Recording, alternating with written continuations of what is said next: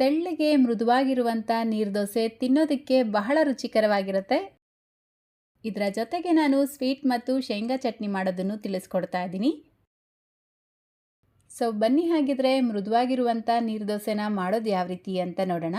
ಮೊದಲು ಅಕ್ಕಿ ನೆನೆಸಿಟ್ಕೊಳ್ಬೇಕು. ನಾನಿಲ್ಲಿ 2 ಕಪ್ ರೇಷನ್ ಅಕ್ಕಿನ ತಗೊಂಡಿದ್ದೀನಿ. ದೋಸೆ ಅಕ್ಕಿ ಬೇಕಿದ್ರೂ ಉಪಯೋಗಿಸ್ಕೊಳ್ಬೋದು. ಈ ಅಕ್ಕಿನ ನೀಟಾಗಿ ತೊಳೆದು 4 ರಿಂದ 5 ಗಂಟೆ ನೆನೆಸಿಡಬೇಕು. ನೀವು ಬೆಳಗ್ಗೆ ತಿಂಡಿಗೆ ಮಾಡ್ಕೊಳ್ತೀರಾ ಅನ್ನೋದಾದರೆ ರಾತ್ರಿ ಬೇಕಿದ್ರೂ ನೆನೆಸಿಟ್ಕೊಳ್ಬೋದು. ನಾನಿಲ್ಲಿ 5 ಗಂಟೆ ಅಕ್ಕಿನ ನೆನೆಸಿಟ್ಕೊಳ್ತಾ ಇದ್ದೀನಿ. ನೋಡಿ, ಕರೆಕ್ಟಾಗಿ 5 ಗಂಟೆಗೆ ಅಕ್ಕಿ ನೆಂದಿರುತ್ತೆ. ಈಗ ಈ ನೀರನ್ನ ಚೆಲ್ಬಿಟ್ಟು ಅಕ್ಕಿನ ಒಂದು ಮಿಕ್ಸರ್ ಜಾರ್ಗೆ ಸೇರಿಸ್ಕೊಳ್ಳಿ. ಈಗ ಯಾವ ಕಪ್ಪಲ್ಲಿ ಅಕ್ಕಿ ಅಳತೆ ಮಾಡ್ಕೊಂಡಿದ್ರೋ ಅದೇ ಕಪ್ಪಲ್ಲೇ ಅರ್ಧ ಕಪ್ ತೆಂಗಿನಕಾಯಿನ ಸೇರಿಸ್ಕೊಳ್ಳಿ. ಫ್ರೆಶ್ ಆಗಿರುವಂಥ ತೆಂಗಿನಕಾಯಿನ ಸೇರಿಸ್ಕೊಳ್ಬೇಕು. ಇದರ ಜೊತೆಗೇನೆ 2 ಟೇಬಲ್ ಸ್ಪೂನ್ ಗಟ್ಟಿ ಅವಲಕ್ಕಿನ ನೀಟಾಗಿ ತೊಳೆದು ಅರ್ಧ ಗಂಟೆ ಮುಂಚೆ ನೆನೆಸಿಟ್ಕೊಂಡಿದ್ದೆ. ನೀವು ಮಾಡುವಂಥ ನೀರ್ದೋಸೆ ಸಾಫ್ಟಾಗಿ ಬರಬೇಕು ಅಂದರೆ ಅವಲಕ್ಕಿನ ಸೇರಿಸ್ಕೊಳ್ಳಿ. ತುಂಬಾ ಮೃದುವಾಗಿ ಚೆನ್ನಾಗಿ ಬರುತ್ತೆ. ಈಗ ರುಚಿಗೆ ತಕ್ಕಷ್ಟು ಉಪ್ಪು ಸೇರಿಸ್ಕೊಂಡು ಅದೇ ಕಪ್ಪಲ್ಲೇ 1 ಕಪ್ ನೀರು ಸೇರಿಸ್ಬಿಟ್ಟು ನುಣ್ಣಗೆ ರುಬ್ಕೊಳ್ಳಿ. ಎಷ್ಟು ನುಣ್ಣಗಾಗತ್ತೋ ಅಷ್ಟು ನುಣ್ಣಗೆ ಇದನ್ನು ರುಬ್ಕೊಂಡು ಒಂದು ಪಾತ್ರೆಗೆ ಸೇರಿಸ್ಕೊಳ್ತಾ ಇದ್ದೀನಿ. ಮತ್ತೆ ಇದಕ್ಕೆ ಅದೇ ಕಪ್ಪಲ್ಲೇ 2 ಕಪ್ ನೀರು ಸೇರಿಸ್ಕೊಳ್ಳಿ. ಅಂದರೆ ಟೋಟಲ್ ಆಗಿ ನಾನಿಲ್ಲಿ 3 ಕಪ್ ನೀರು ಉಪಯೋಗಿಸಿದ್ದೀನಿ. ಈ ದೋಸೆ ಹಿಟ್ಟಿನ ಕನ್ಸಿಸ್ಟೆನ್ಸಿ ಅನ್ನೋದು ಈ ರೀತಿ ತೆಳುವಾಗೇ ಇರಬೇಕು. ಆವಾಗಲೇ ದೋಸೆ ಚೆನ್ನಾಗಿ ಬರೋದು. ನಾನು ಯಾವ ರೀತಿ ತಿಳಿಸ್ಕೊಟ್ಟಿದ್ದೀನೋ ಅದೇ ರೀತಿ ನೀರು ಸೇರಿಸ್ಕೊಳ್ಳಿ, ಚೆನ್ನಾಗಿ ಬರುತ್ತೆ. ಈಗ ದೋಸೆ ಹಿಟ್ಟು ರೆಡಿಯಾಗಿದೆ. ಇದನ್ನು ಸೈಡಿಗೆ ತೆಗೆದಿಟ್ಬಿಟ್ಟು ಗ್ಯಾಸ್ ಸ್ಟವ್ ಮೇಲೆ ಒಂದು ಚಿಕ್ಕ ಪ್ಯಾನ್ ಇಟ್ಕೊಂಡು 1 ಟೀ ಸ್ಪೂನ್ ತುಪ್ಪ ಸೇರಿಸ್ಕೊಳ್ಳಿ. ಇದಕ್ಕೇನೆ 1 ಟೀ ಸ್ಪೂನ್ ಗಸಗಸೆ ಸೇರಿಸ್ಬಿಟ್ಟು ಜಸ್ಟ್ 1 ಸೆಕೆಂಡ್ ಮಿಕ್ಸ್ ಮಾಡಿಕೊಂಡು ತುರಿದಿಟ್ಕೊಂಡಿರುವಂಥ ಕಾಯಿ ತುರಿ 1 ಕಪ್ಪಷ್ಟು ಸೇರಿಸ್ಕೊಂಡಿದ್ದೀನಿ. ಇದರ ಜೊತೆಗೇನೆ 4 ಟೇಬಲ್ ಸ್ಪೂನ್ ಬೆಲ್ಲ ಸೇರಿಸ್ಕೊಂಡು ಮಿಕ್ಸ್ ಮಾಡ್ಕೊಳ್ಬೇಕು. ನಿಮ್ಮ ಟೇಸ್ಟಿಗೆ ತಕ್ಕಂತೆ ಬೆಲ್ಲ ಜಾಸ್ತಿ ಅಥವಾ ಕಡಿಮೆ ಸೇರಿಸ್ಕೊಳ್ಬೋದು. ಬೆಲ್ಲ ಇಷ್ಟಪಡದೇ ಇರೋರು ಸಕ್ಕರೆ ಬೇಕಿದ್ರೂ ಉಪಯೋಗಿಸ್ಕೊಳ್ಳಿ. ನೋಡಿ, ಜಸ್ಟ್ ಈ ರೀತಿ ಮಿಕ್ಸ್ ಮಾಡಿಕೊಂಡು ಗ್ಯಾಸ್ ಫ್ಲೇಮ್ನ ಆಫ್ ಮಾಡಿಕೊಂಡ್ರೆ ಸ್ವೀಟ್ ರೆಡಿ ಆಗುತ್ತೆ. ಇದನ್ನು ಈಗ ಸೈಡಿಗೆ ತೆಗೆದಿಟ್ಕೊಂಡು ಚಟ್ನಿ ಮಾಡ್ಕೊಳ್ಳೋಣ. ಮೊದಲು ಗ್ಯಾಸ್ ಸ್ಟವ್ ಮೇಲೆ ಒಂದು ಪ್ಯಾನ್ ಇಟ್ಕೊಂಡು 1 ಟೇಬಲ್ ಸ್ಪೂನ್ ಎಣ್ಣೆ ಸೇರಿಸ್ಕೊಳ್ಳಿ. ಇದಕ್ಕೇನೆ 1 ಕಪ್ ಕಡಲೆ ಬೀಜನ ಸೇರಿಸ್ಕೊಂಡು ಕಡಿಮೆ ಹುರಿಯಲ್ಲಿ ರೋಸ್ಟ್ ಮಾಡ್ಕೊಳ್ಬೇಕು. ಕಡಲೆ ಬೀಜ ಚೆನ್ನಾಗಿ ರೋಸ್ಟ್ ಆಗಿಲ್ಲ ಅಂದರೆ ಚಟ್ನಿ ರುಚಿಯಾಗಿರೋದಿಲ್ಲ. ಇದನ್ನು ಗಮನದಲ್ಲಿಟ್ಕೊಂಡು ಲೋ ಫ್ಲೇಮ್ನಲ್ಲೇ ರೋಸ್ಟ್ ಮಾಡ್ಕೊಳ್ಳಿ.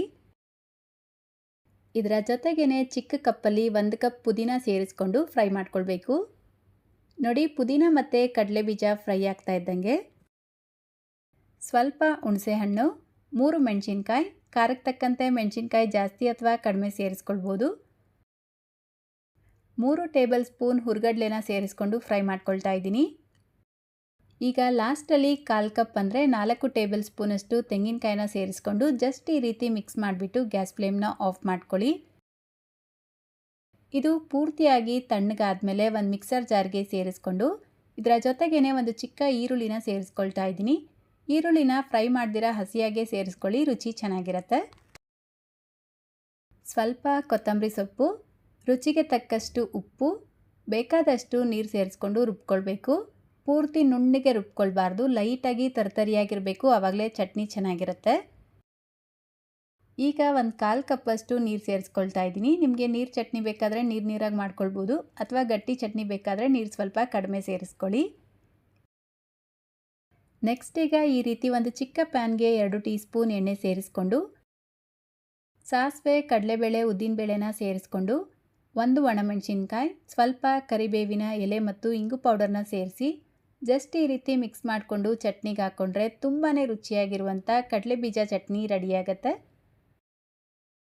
ಇದು ಬರೀ ನೀರ್ದೋಸೆ ಜೊತೆಗೆ ಅಂತಲ್ಲ, ಚಪಾತಿ, ರೊಟ್ಟಿ, ದೋಸೆ, ಇಡ್ಲಿ, ರೈಸ್ ಬಾತ್, ಪಲಾವ್, ಚಿತ್ರಾನ್ನ ಎಲ್ಲ ಮಾಡಿದಾಗ ಮಾಡ್ಕೊಳ್ಳಿ, ತುಂಬಾ ಚೆನ್ನಾಗಿರುತ್ತೆ. ಈಗ ನೀರ್ದೋಸೆ ಮಾಡ್ಕೊಳ್ಳೋಣ. ಗ್ಯಾಸ್ ಸ್ಟವ್ ಮೇಲೆ ಒಂದು ತವಾ ಬಿಸಿಗೆ ಇಟ್ಕೊಂಡಿದ್ದೀನಿ. ತವಾ ಚೆನ್ನಾಗಿ ಬಿಸಿಯಾಗಿರಬೇಕು, ಆವಾಗಲೇ ದೋಸೆ ಚೆನ್ನಾಗಿ ಬರೋದು. ಹೈ ಫ್ಲೇಮಲ್ಲಿ ತವಾನ ಚೆನ್ನಾಗಿ ಬಿಸಿ ಮಾಡಿಕೊಂಡು ಒಂದು ಈರುಳ್ಳಿಯಿಂದ ಎಣ್ಣೆನ ಈ ರೀತಿ ನೀಟಾಗಿ ಅಪ್ಲೈ ಮಾಡ್ಕೊಳ್ಳಿ. ದೋಸೆ ಹಿಟ್ಟನ್ನು ಈ ರೀತಿ ಸ್ವಲ್ಪ ಮೇಲ್ಗಡೆಯಿಂದ ಹಾಕಿ ಸ್ಪ್ರೆಡ್ ಮಾಡಿಕೊಂಡು ಈಗ ಗ್ಯಾಸ್ ಫ್ಲೇಮ್ನ ಕಡಿಮೆ ಮಾಡಿಕೊಂಡು ಒಂದು ಲಿಡ್ನ ಕ್ಲೋಸ್ ಮಾಡಿ ಇದನ್ನು ಒಂದು 2 ನಿಮಿಷ ಆದರೂ ಬೇಯಿಸ್ಕೊಳ್ಬೇಕು. ನೋಡಿ, ಕರೆಕ್ಟಾಗಿ 2 ನಿಮಿಷಕ್ಕೆ ದೋಸೆ ಎಷ್ಟು ಚೆನ್ನಾಗಿ ರೆಡಿಯಾಗಿದೆ ಅಂತ. ತುಂಬಾ ಸಾಫ್ಟಾಗಿರುತ್ತೆ. ಬಿಸಿ ಇರುವಾಗಲೇ ಇದನ್ನು ಮಡ್ಚಕ್ಕೆ ಹೋಗಬಾರ್ದು. ಈ ರೀತಿ ಒಂದು ಪ್ಲೇಟ್ಗೆ ಹಾಕ್ಬಿಟ್ಟು ಸ್ವಲ್ಪ ತಣ್ಣಗಾದ್ಮೇಲೆ ಫೋಲ್ಡ್ ಮಾಡಿಕೊಂಡ್ರೆ ಇದು ಅಂಟ್ಕೊಳ್ಳೋದಿಲ್ಲ, ಚೆನ್ನಾಗಿ ಬರುತ್ತೆ. ಈ ನೀರು ದೋಸೆನ ನೀವು ಯಾವ ತವ ಉಪಯೋಗಿಸಿ ಮಾಡಿದ್ರೂ ಚೆನ್ನಾಗಿ ಬರುತ್ತೆ. ನಾನು ಆಗಲೇ ಉಪಯೋಗಿಸಿದ್ದು ಕಬ್ಬಿಣದ ತವ, ಈಗ ನಾನ್ ಸ್ಟಿಕ್ ತವ ಮೇಲೆ ಮಾಡಿ ತೋರಿಸ್ತಾ ಇದ್ದೀನಿ. ಯಾವ ತವ ಉಪಯೋಗಿಸಿದ್ರೂ ನಿಜವಾಗ್ಲೂ ಚೆನ್ನಾಗಿ ಬರುತ್ತೆ. ಅವಲಕ್ಕಿ ಸೇರಿಸಿರೋದ್ರಿಂದ ದೋಸೆ ಕೂಡ ತುಂಬಾ ಸಾಫ್ಟಾಗಿರುತ್ತೆ, ಎಷ್ಟೊತ್ತಿಟ್ಟರೂ ಗಟ್ಟಿಯಾಗೋದಿಲ್ಲ. ನೀವು ಯಾವುದೇ ತವ ಉಪಯೋಗಿಸಿ ಮಾಡಿದ್ರೂ ತವ ಹೈ ಫ್ಲೇಮಲ್ಲಿ ಚೆನ್ನಾಗಿ ಬಿಸಿ ಮಾಡ್ಕೊಂಡಿರಬೇಕು. ಆವಾಗಲೇ ದೋಸೆ ಕೂಡ ಈ ರೀತಿ ತೂತಾಗಿ ಚೆನ್ನಾಗಿ ಬರುತ್ತೆ, ಇಲ್ಲಾಂದರೆ ಸರಿಯಾಗಿ ಬರೋದಿಲ್ಲ, ದೋಸೆ ತವಾಗೇ ಅಂಟ್ಕೊಳ್ಳುತ್ತೆ. ಸೊ ಸ್ಟಾರ್ಟಿಂಗಲ್ಲಿ ಹೈ ಫ್ಲೇಮಲ್ಲಿ ಇಟ್ಕೊಂಡು ನಂತರ ನೀವು ಲೋ ಟು ಮೀಡಿಯಮ್ ಫ್ಲೇಮಲ್ಲಿ ಫ್ಲೇಮ್ನ ಅಡ್ಜಸ್ಟ್ ಮಾಡ್ಕೊಳ್ತಾ ದೋಸೆನ ಬೇಯಿಸ್ಕೊಳ್ಬೋದು. ನಾನಿಲ್ಲಿ ದೋಸೆನ ಒಂದು ಕಡೆ ಬೇಯಿಸಿ ತಗೊಳ್ತಾ ಇದ್ದೀನಿ, ನೀವು ಬೇಕಿದ್ರೆ 2 ಕಡೆ ಬೇಯಿಸಿ ತಗೊಳ್ಬೋದು. ದೋಸೆ ಕಂಪ್ಲೀಟಾಗಿ ತಣ್ಣಗಾದ್ಮೇಲೆ ಈ ರೀತಿ ಫೋಲ್ಡ್ ಮಾಡಿ ತೆಗೆದಿಟ್ಕೊಳ್ಳಿ. ಅಷ್ಟೇ ನೋಡಿ, ಈಗ ಮೃದುವಾಗಿ ತೆಳುವಾಗಿರುವಂಥ ನೀರು ದೋಸೆ ಜೊತೆಗೆ ಸ್ವೀಟ್ ಮತ್ತು ಕಡಲೆಬೀಜ ಚಟ್ನಿ ಕೂಡ ರೆಡಿಯಾಗಿದೆ. ನೀವು ಸಿಹಿ ಇಷ್ಟಪಡ್ತೀರಾ ಅಂದರೆ ಈ ಸ್ವೀಟ್ನ ತಪ್ಪದೆ ಟ್ರೈ ಮಾಡಿ. ಸ್ವೀಟ್ ಜೊತೆಗಂತೂ ಈ ದೋಸೆ ತಿನ್ನೋದಕ್ಕೆ ಬಹಳನೇ ರುಚಿಯಾಗಿರುತ್ತೆ. ನೀವು ಖಾರ ಇಷ್ಟಪಡ್ತೀರಾ ಅನ್ನೋದಾದರೆ ಚಟ್ನಿ, ಸಾಂಬಾರು, ನಿಮ್ಗೆ ಇಷ್ಟ ಇರುವಂಥ ವೆಜ್ ಅಥವಾ ನಾನ್ ವೆಜ್ ಗ್ರೇವೀಸ್ ಜೊತೆಲಿ ಟೇಸ್ಟ್ ಮಾಡಿ, ತುಂಬ ಚೆನ್ನಾಗಿರುತ್ತೆ. ಸೊ ವಿಡಿಯೋ ಇಷ್ಟ ಆಗಿದ್ರೆ ಲೈಕ್, ಶೇರ್, ಕಮೆಂಟ್ ಮಾಡೋದನ್ನು ಮರಿಬೇಡಿ. ನೀವು ಯಾವ ಊರಿಂದ ಈ ವಿಡಿಯೋನ ನೋಡ್ತಾ ಇದ್ದೀರಾ ಅನ್ನೋದನ್ನು ಕಮೆಂಟ್ ಮೂಲಕ ತಿಳಿಸಿ.